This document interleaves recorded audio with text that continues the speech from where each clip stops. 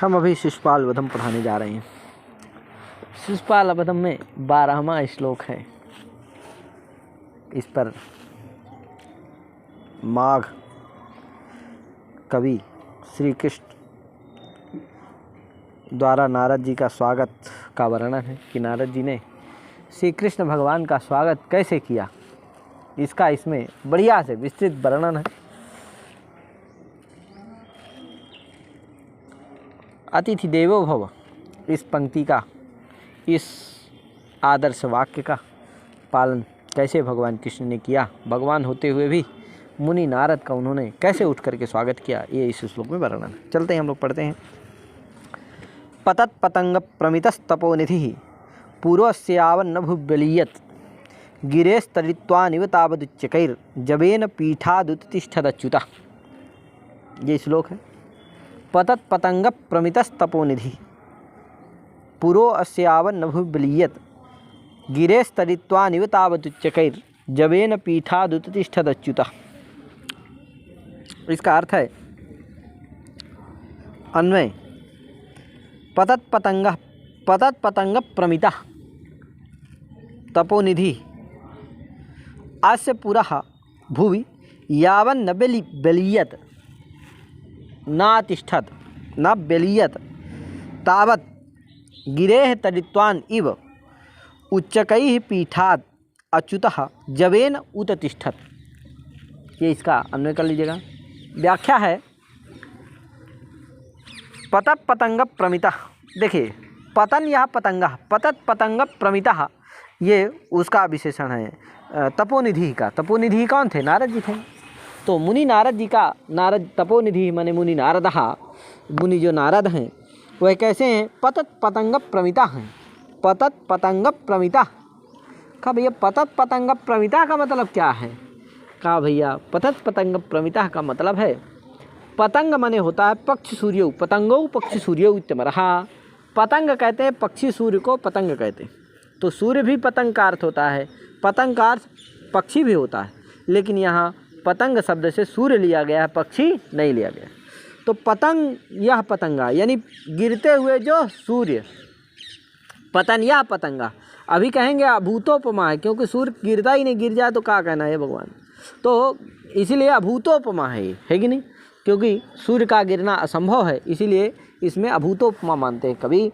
तो पतन यह पतंगहा सा प्रतिमा उपमानम यश सा पतत पतंग प्रमितः, अर्थात गिरते हुए सूर्य के समान जो तपोनिधि हैं, नारद जी हैं, उनको उनके या वो जब तक भुवि अस्य पुरा, अस्य माने हरे पुरा, हरि कृष्ण के पूरा भुवि सामने, पूरा प्रदेश है, पूरा प्रदेश में सामने, जब तक वो यावन्न बेलियत, यावत जब तक वो नहीं, बेलियत अर्थात नहीं पहुँचे, नातिष्ठत अर्थात वो कृष्ण भगवान के सामने जमीन में जब वो उतरे नहीं कि इतने में ही भगवान कृष्ण क्या हो गए? खड़े हो गए, है कि नहीं? किसके समान खड़े हो गए? कहाँ से खड़े हो गए भगवान कृष्ण?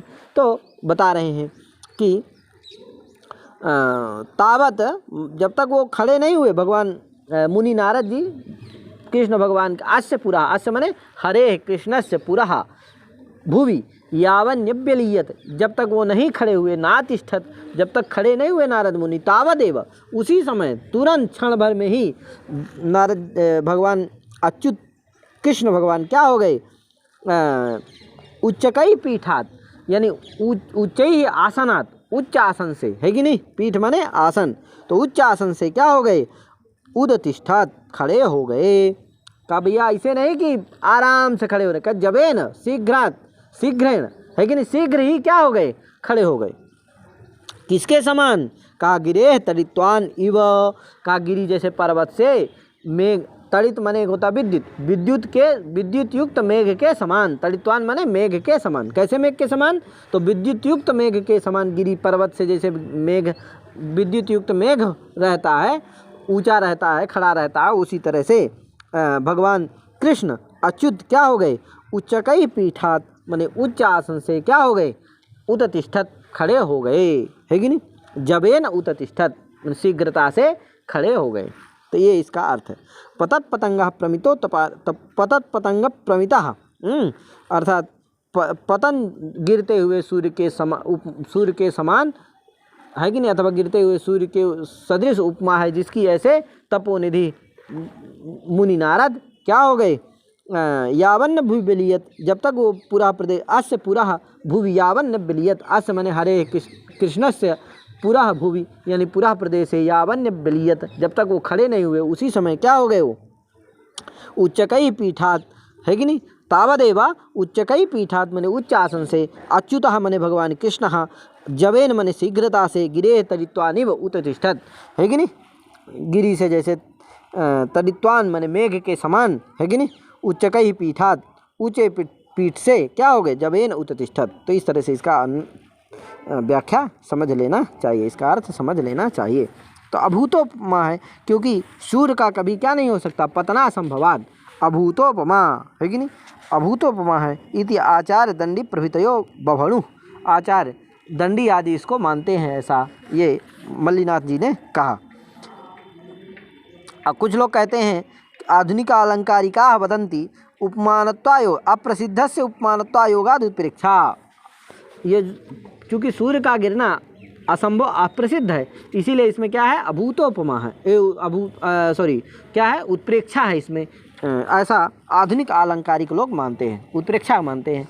और बाकी दंडी आचार्य क्या मानते हैं, अभूतोपमा। तो इस तरह से इसको समझ लेना चाहिए।